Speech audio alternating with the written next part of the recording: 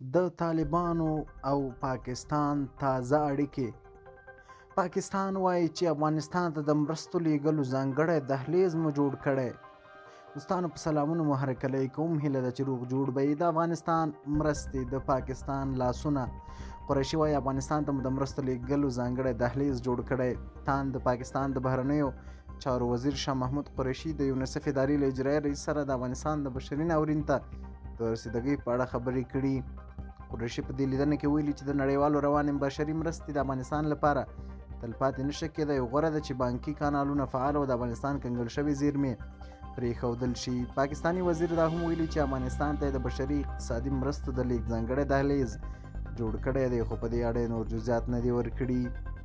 پاکستاني رسنۍ وایي چې د یونیسف مشر د افغانستان بشري ناورین ته د هېواد د رسیدګۍ د هڅولو له امله مننه کړې ده.